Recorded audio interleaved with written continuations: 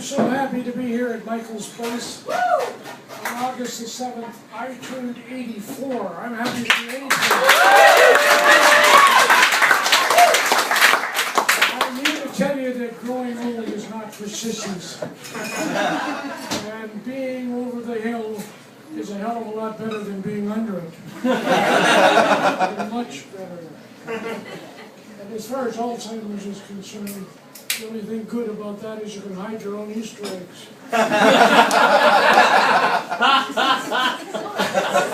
I'm still looking for a couple from last Easter. I have a very good friend by the name of Dal Richards that you probably all know. With a big band.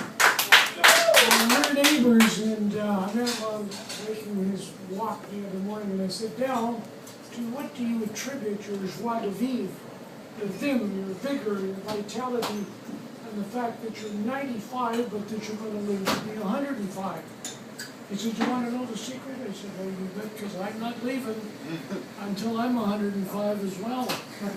He said, well, you just do what I did, and that is marry a young broad. So here I am at 84 years of age, and I married this beautiful young lady right here. She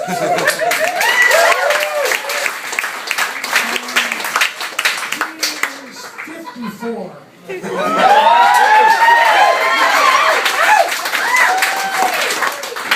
my children and grandchildren are very concerned about this huge age difference, and I said, look, if she dies, she dies.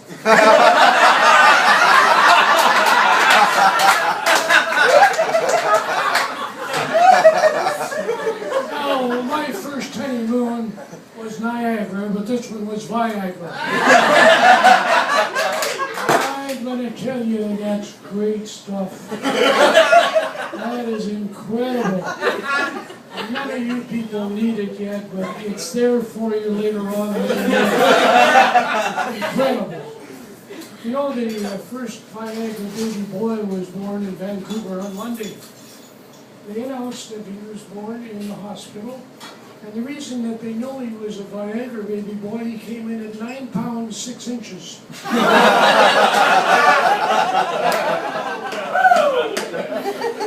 There's a lady that was talking to her doctor, and she said, you know, my husband hasn't had sex with me for 6 months. It's getting ridiculous. Is there something you can do to help me? He said, yeah.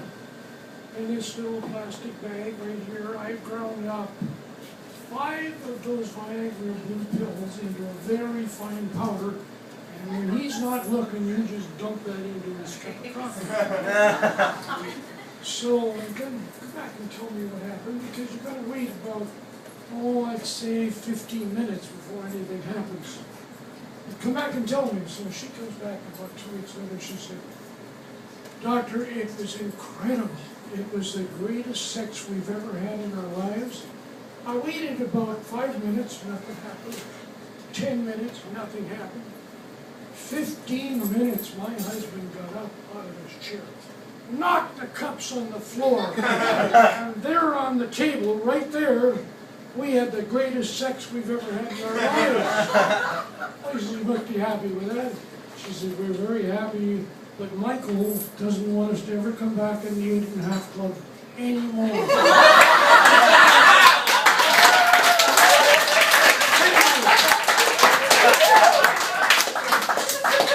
Nice to be here, Michael. I tell you, the food is fantastic.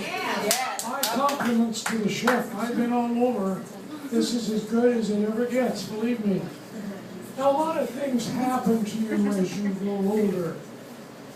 For instance, when I wake up in the morning, I go to the bathroom. Then I get out of bed and I go to the bathroom again.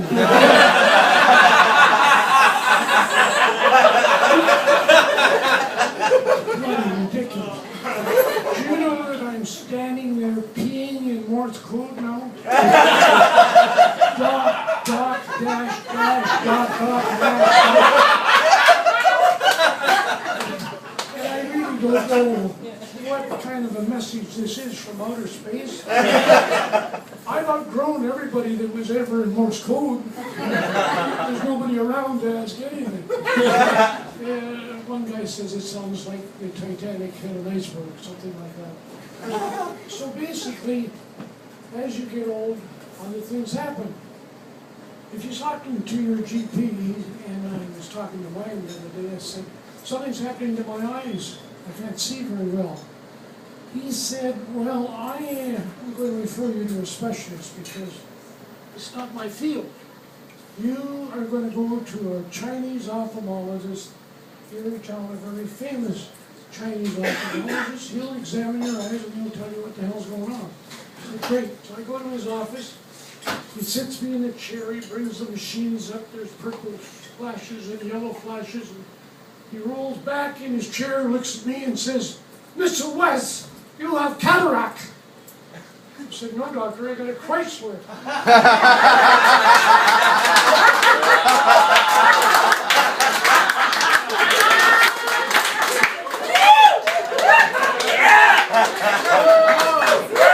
Thank God the son of a gun had a sense of humor. And we just both screamed at each other and laughed. It was so silly. Another thing that happens is you start to lose your hearing. How do you know you're losing your hearing? Well, your wife comes into the living room and says, you're playing the TV too loud. Or at the movie theater, I'll say, what did that guy say? Really, I miss everything. So I go to the doctor and he says, I'm sending you to an eye, ear, nose, and throat specialist, and he'll check your hearing aids. Because I think that's what you need, is hearing aids. So I went and got 2 pair of earrings, and they're kind of expensive. I go back and see him in a couple of weeks, and he examines me, and he says, you know, your hearing is perfect. Your family must be very happy that you can hear everything again.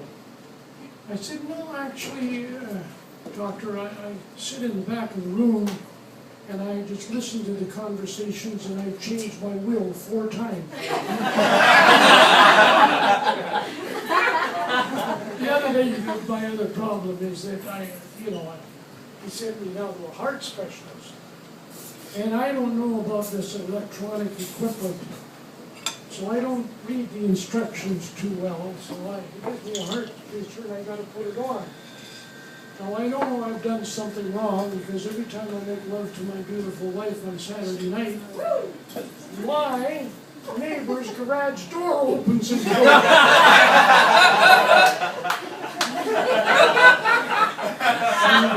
Matter in hell, I think.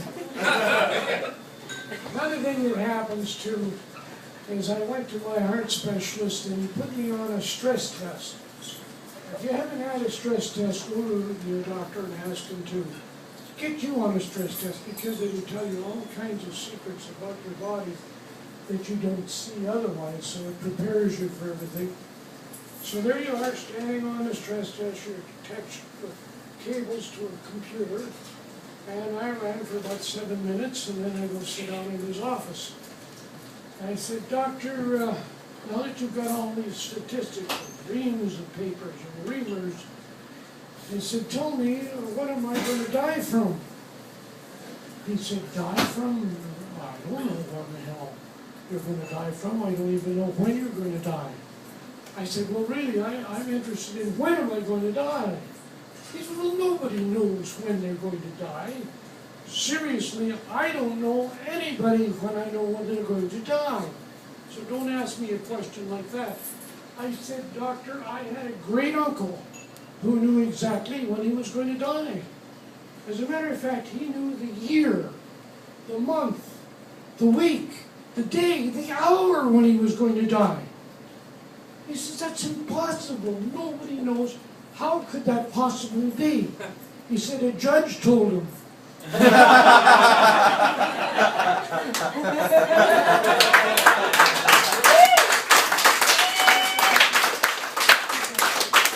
Rolling way out. Hang him by the neck until he was dead. That was if there ever was one. I'm going to tell you that I had my second wife. I was taking a month off to go overseas, and I bought her a vibrator before I left. I said, darling, I want you to use this vibrator, and I want you to think of me every time you use it. So I come back in a month and I said, did you enjoy the vibrator? She said, yes, I sure did. I said, did you think of me when you were using it? She said, yes, I did. And she said, well, it kept knocking the teeth, my fillings out of my teeth. No,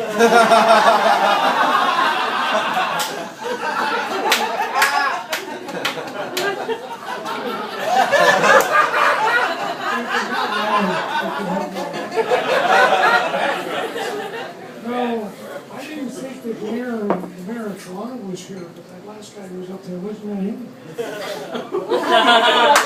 What did he get here from Toronto? Ladies and gentlemen, the last thing I want to tell you is the fact that in talking to my doctor, I said, what am I going to die from? He said, well, most people die of a heart attack or stroke or cancer or Alzheimer's or Parkinson's or Lou Gehrig's disease or arthritis. There's no cure for any of those things. I said, really? You mean there's nothing for arthritis? He said, not a thing. There isn't a thing I can do for you. And all the baby boomers that are reaching 65 right now, it's about 10,000 a month. And there's a total of 77 million of them in North America that will turn 65, and all they can look forward to is dying from cancer or a heart attack or Alzheimer's or Parkinson's or Lou Gehrig's disease or arthritis. There's no cure for any of them. But I belong to a company called Laminine, and I'm the Canadian representative of this firm. There's a doctor in Winnipeg, Manitoba, if you can believe this, in 1929 that invented a cure for cancer, Alzheimer's, and Parkinson's, and Lou Gehrig's disease.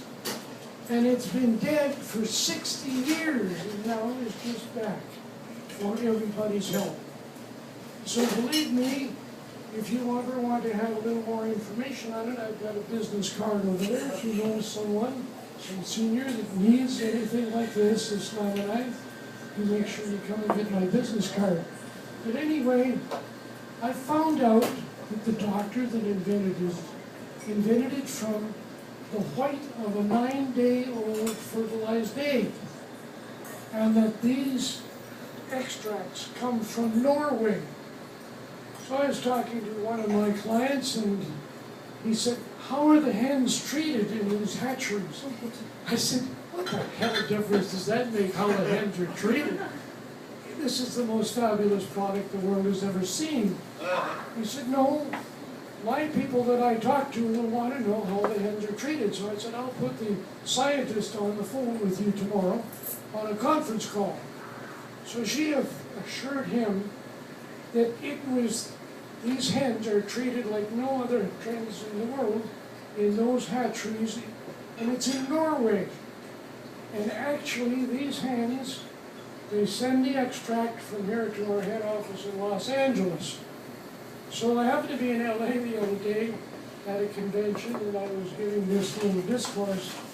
And I asked, now that in the event there's reincarnation, you see, I don't really know what's going to happen, and I don't want to take any chances. So in the event of reincarnation, I said to the president and CEO of Laminine, I want you to put me down as a rooster in Norway, because if I have to go, that's where I want to go.